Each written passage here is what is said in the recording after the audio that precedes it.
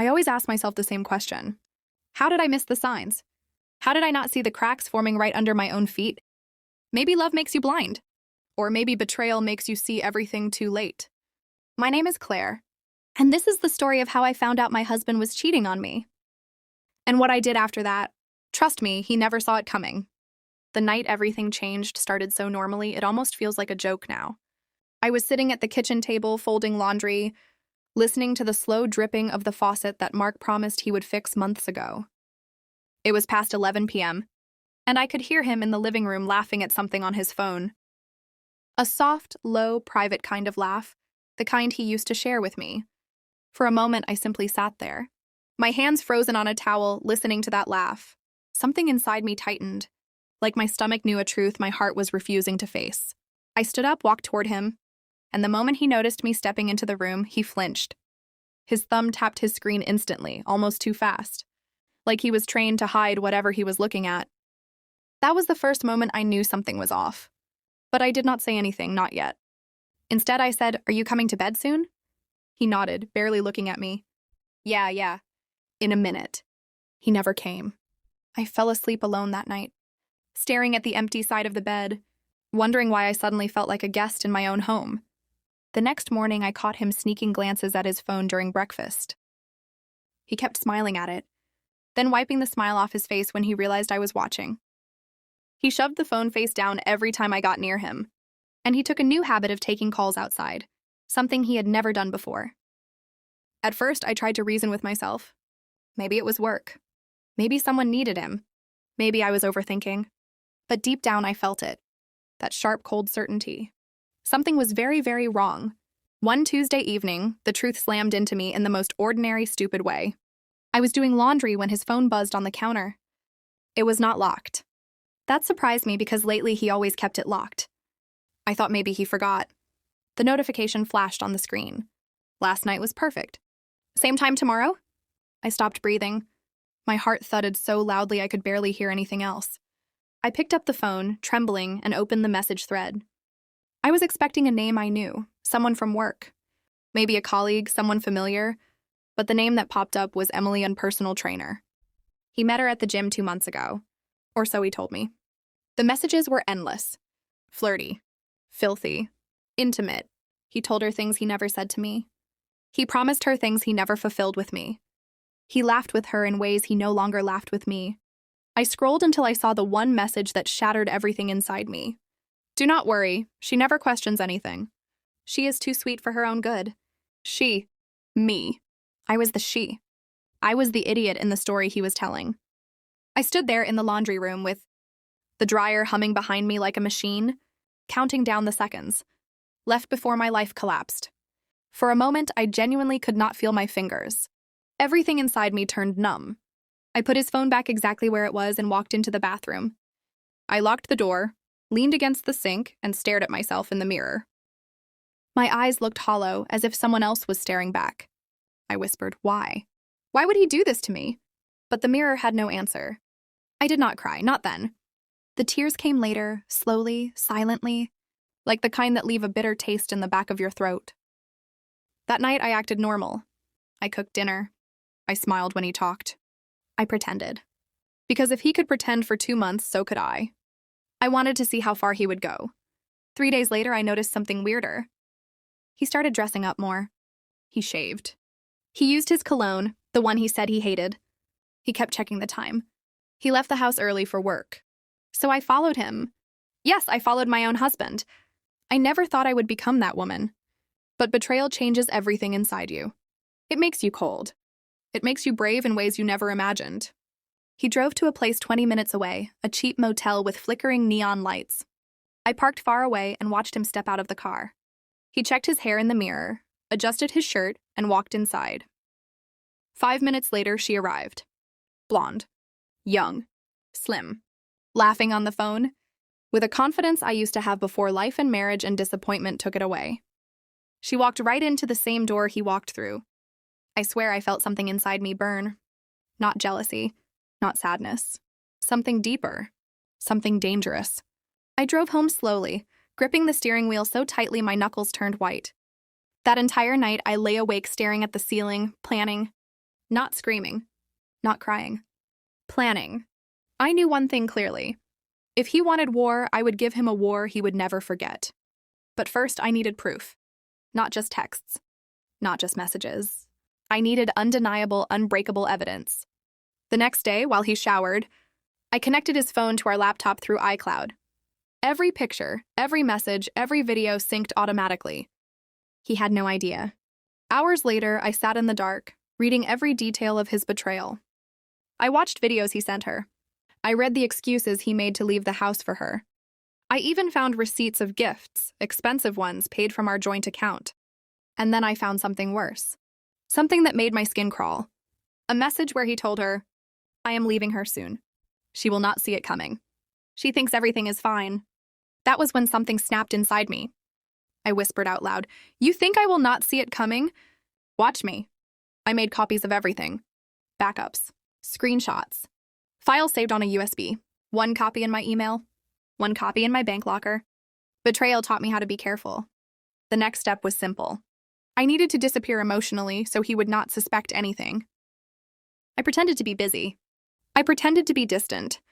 I pretended I was tired from work. He loved it. He thought I was pulling away. He thought I was clueless. He had no idea. I was building the kind of revenge that hits in places no apology can reach. 2 weeks later, I made my move. I took money from our joint account, my salary money, quietly and transferred it to an account only I had access to. I called a lawyer. I told him everything. He said, "You have enough proof to win this case without him getting a single dollar." That sentence felt like oxygen. I filed divorce papers, signed them, stamped them, dated them. Then I waited and waited for the perfect moment, the perfect trap, the perfect destruction. It came on a Sunday morning. Mark walked into the kitchen wearing a smile so smug it made my stomach twist. He kissed my cheek like he had done nothing wrong. Then he said it. "I am going to the gym again today." The same sentence he had said for 2 months. I turned around slowly, looked at him and said calmly, "Sure, have a good workout." His smile faltered. Just a little. Maybe he sensed something. Maybe he felt the shift in the air. But he went anyway. He always did. And I was ready. Because that day, I followed him again. But this time, I did not just follow him to watch. I followed him to end everything. Forever. I remember the exact moment everything inside me finally snapped. It was not loud. It was not dramatic. It was quiet. Dangerously quiet. The kind of quiet that comes after you stop begging life to be fair. And you finally decide to make it fair yourself. After I found the messages between my husband Daniel and my best friend Clara, something inside me changed. For weeks, I lived in a numb haze, going through the motions, pretending I had not seen what I had seen.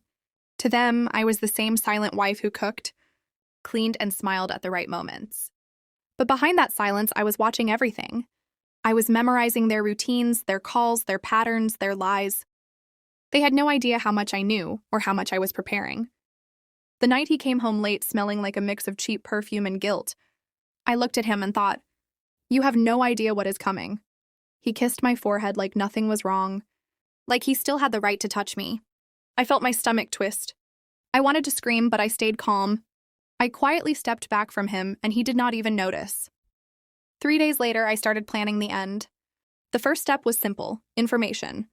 Over the next 2 weeks, I collected everything. Bank statements, phone records, screenshots, GPS logs, receipts from hotels he told me he never visited. Photos Clara had accidentally left in her trash folder, thinking she deleted them. She had no idea screenshots still kept the date and time. Every lie they told became a piece of evidence in my folder. But I was not only planning exposure. No, I was planning freedom. A clean break. A smart break. A break that would leave him stunned and powerless. Daniel always believed I was the emotional one. The weak one. The woman who would cry and beg him to stay. He never once imagined that his silence, his disrespect, and his cheating had built something stronger in me than love. They had built clarity.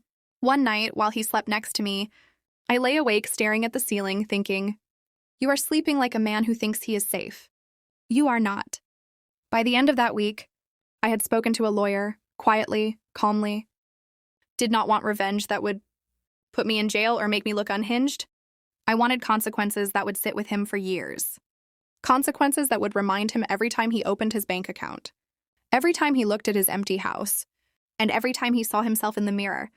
He would remember the woman he underestimated. My lawyer was sharp, direct, and cold. She looked at the evidence and said one thing that changed everything for me. If he thought you were weak, he is about to learn otherwise. We prepared everything: separation papers, financial disclosures, copies of all evidence, and a strategy that relied on timing. The moment had to be perfect. It had to hit him so hard that he could not react, defend, or lie his way out of it. And that moment came sooner than I expected. Daniel told me he had a conference out of town. He packed his bags, ironed his shirt, sprayed his cologne, and looked at himself in the mirror like he still deserved admiration.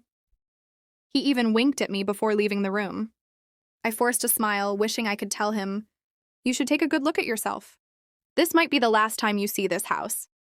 He left Saturday morning, but I knew exactly where he was and who he was with. And that was the day I executed everything. While he was gone, I packed my essentials, moved my personal items quietly, and placed all the legal documents in a sealed envelope on his desk. My lawyer sent timed emails to his work and his personal address. And then the final part, the one that still makes my hands shake when I think about it. I drove to the exact hotel he claimed he was not staying at. I parked far away. I did not want to see them. I did not want a confrontation. I just needed something final, something that would cement the truth. I took photos of his car parked in the garage. I took pictures of them holding hands, walking inside the lobby, thinking no one saw them. And then I left. No screaming, no crying, no begging, just closure. When he walked into the house Sunday night, he looked relaxed, humming to himself, like a man who had just lived a double life perfectly. He walked into the kitchen, grabbed a drink, and asked, "Why is the house so quiet?" I was sitting on the couch with the divorce papers in front of me. He froze when he saw the envelope. His entire face shifted. The fake confidence vanished instantly. "What is this?" he asked. I did not look at him. I did not owe him that. I just said, "Everything you hid from me." He opened the envelope, and I watched his hands shake when he saw the first page. Then the second. Then the photos. Then the messages. Then the receipts. Then the legal notice at the bottom. Respond within 72 hours. He sank onto the chair like someone had punched the air out of him. You followed me? You were spying on me?" I finally looked at him. "No, Daniel. I stopped trusting you. That is different." He started crying. Real crying. Not because he loved me, but because he finally understood what this meant. The lifestyle he flaunted, the comfort he took for granted, the house he thought was his, none of it would belong to him when this was over. He begged, he swore. He tried to twist the story. He blamed stress, loneliness, even me for making him feel unappreciated. It was pathetic. I listened without reacting because none of it mattered anymore. The next day he tried guilt, then manipulation, then threats. But I had spent years being controlled by his moods, his words, his ego. I was done. Our families found out. His mother called me hysterical, accusing me of trying to ruin her son's life. I calmly replied, "I am not ruining anything. I am correcting it." Clara blocked me immediately, and I laughed because cowards always do that. The divorce moved fast because evidence was undeniable. He lost the house. He lost half of his savings. He lost the illusion that he could cheat without consequences. But the part that stayed with him the most was the silence. I did not yell. I did not fight. I did not give him the satisfaction of seeing me break. I walked out of that marriage calmly, with my head held high, and with every secret he tried to hide exposed in daylight. Months later, I found out he had moved into a small apartment across town. Someone told me he looked older, thinner, exhausted. Some nights he sat in his car for hours, staring out at nothing. Maybe he was thinking about Clara. Maybe he was thinking about the life he lost. Maybe he was thinking about the woman he thought he could walk over. But I did not care anymore. The night the divorce was finalized, I stood outside under the streetlight breathing cold air, and I felt something I had not felt in years. Freedom. Not the soft kind. The sharp kind. The kind you earn through fire. People sometimes ask me if I miss him, if I regret anything, if I feel bad about how things ended, and I always answer the same thing. No, because the day he betrayed me was the day he ended the marriage. I just signed the paperwork. I rebuilt my life slowly, carefully, and honestly. And every step forward reminded me of something important. Sometimes, the quietest revenge is moving on, without letting the person who broke you have any place in your future. Daniel once asked me in a message he sent months later, "How did you walk away so easily?" I never replied.